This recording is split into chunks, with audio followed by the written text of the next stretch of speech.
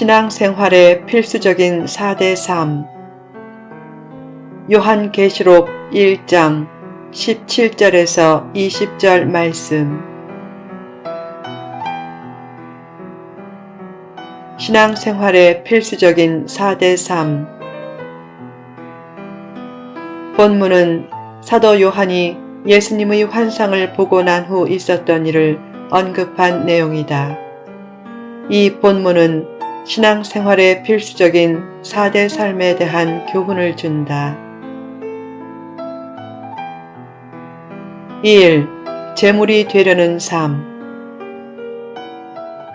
예수님의 환상을 보고 사도 요한은 예수님의 발 앞에 엎드러져 죽은 자 같이 되었다. 신앙생활에서 가장 잘해야 할 것은 주님 발 앞에 엎드러져 죽은 자 같이 되는 것, 즉 하나님 앞에 온전한 제물이 되는 것이다.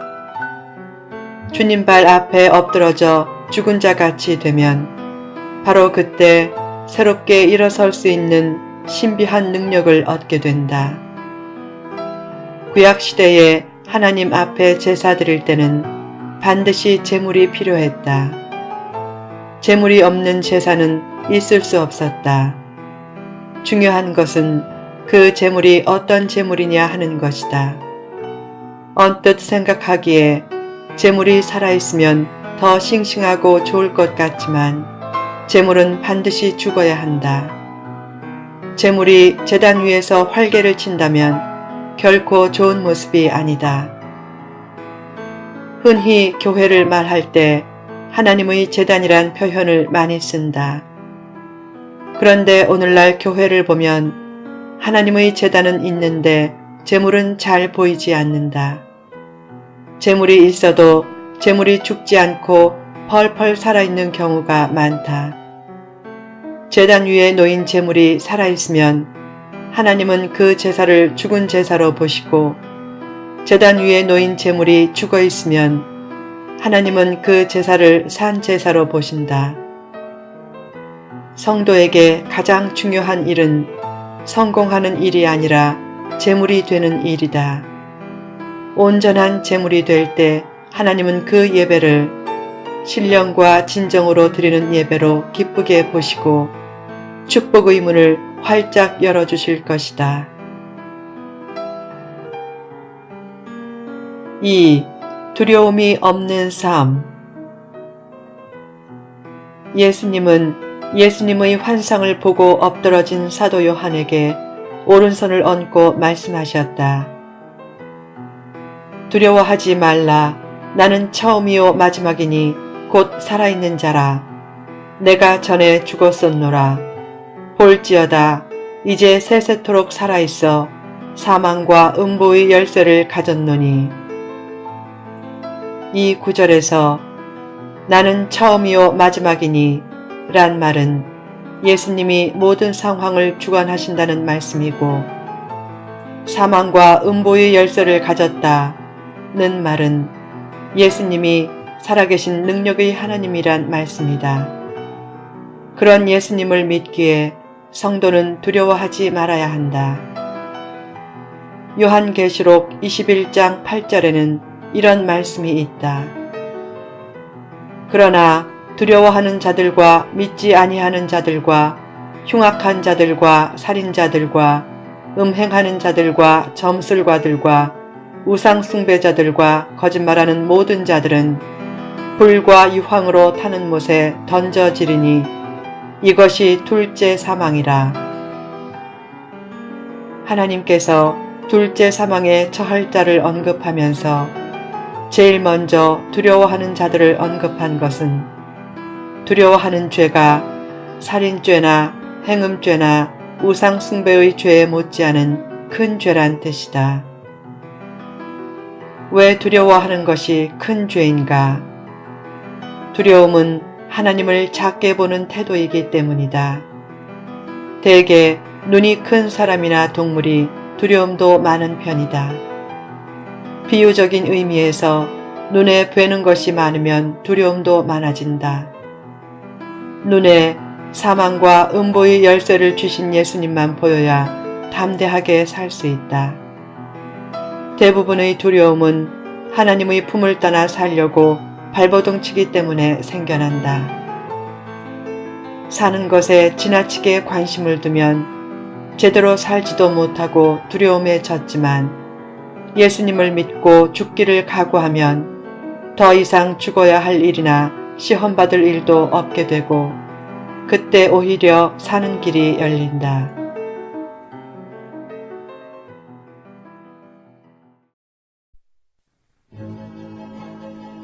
3.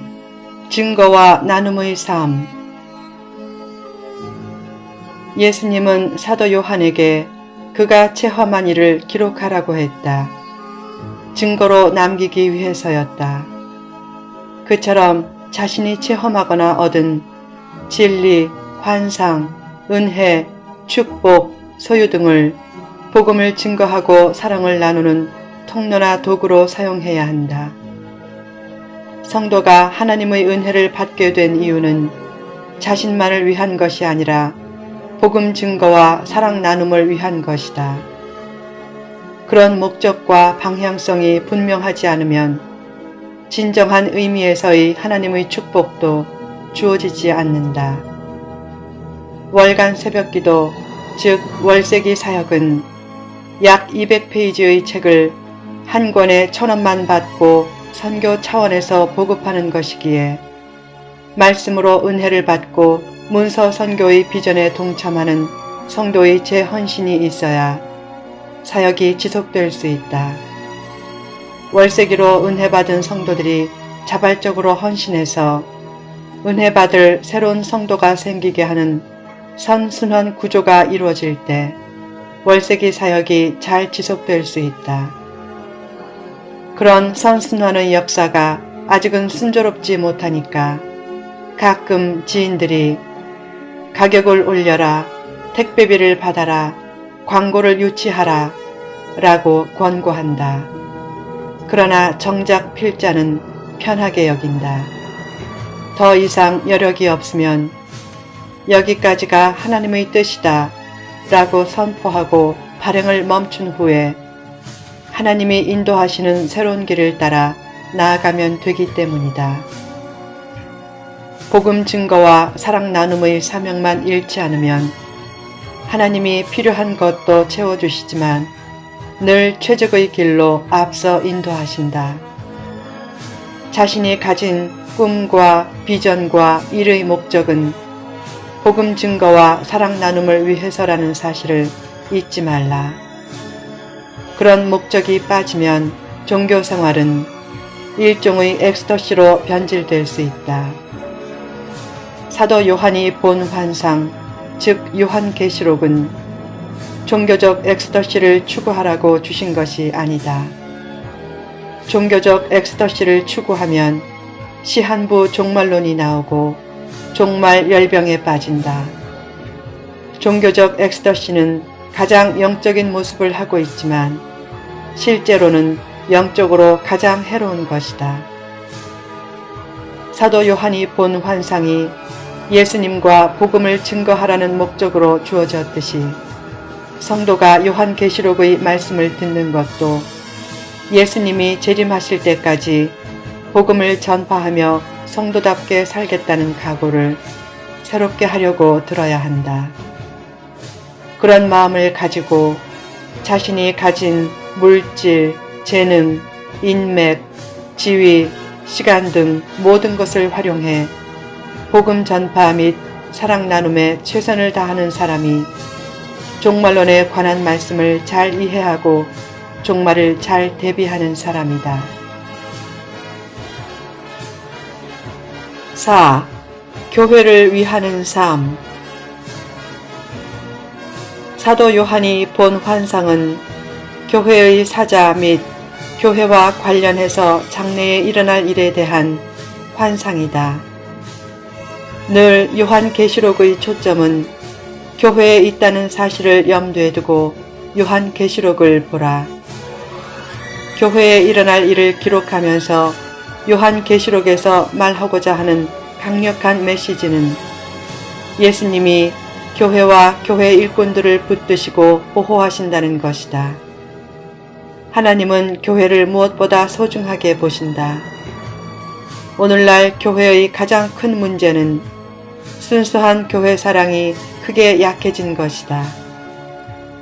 옛날에는 가난했지만 교회 및 사역자에 대한 사랑과 애정이 대단했다. 하루에 2끼 먹고 죽을 먹어도 교회에 가져가는 성미 주머니는 늘 두툼했다. 오늘날 한국 사회가 비교적 풍요롭게 된 것은 그런 신앙이 큰 역할을 했다. 반면에 지금 한국 성도들은 많이 갈팡질팡하고 있다. 하나님을 경외하는 마음과 교회를 사랑하는 마음이 많이 약해졌기 때문이다. 찬란한 비전을 회복하고 상처받은 영혼을 치료하고 축복받는 길은 다시 한번 교회 사랑을 다짐하고 실천하는 길밖에 없다. 그러면 하나님이 다른 모든 문제도 신비하게 해결해 주실 것이다. 예수님의 오른손에 붙잡힌 교회의 충성스러운 일꾼이 되고 자신을 통해 마지막 때에 예수님이 크게 증거되고 영광받는 비전을 가지라. 그렇게 살기를 원하는 하나님의 바람이 요한계시록의 곳곳에 나타나 있다. 지금 한국 교회가 많이 어렵다. 그러나 역사를 보면 어려운 시대에 하나님이 쓰시는 느헤미야와 같은 인물들이 나타났다. 최선을 다해 자기 분야에서 성공을 이루고 그 성공을 복음 증거와 사랑 나눔의 통로로 잘 활용함으로 하나님을 기쁘시게 하고 교회 및 교회 일꾼에게 큰 힘이 되어주는 이 시대의 느헤미야가 되라.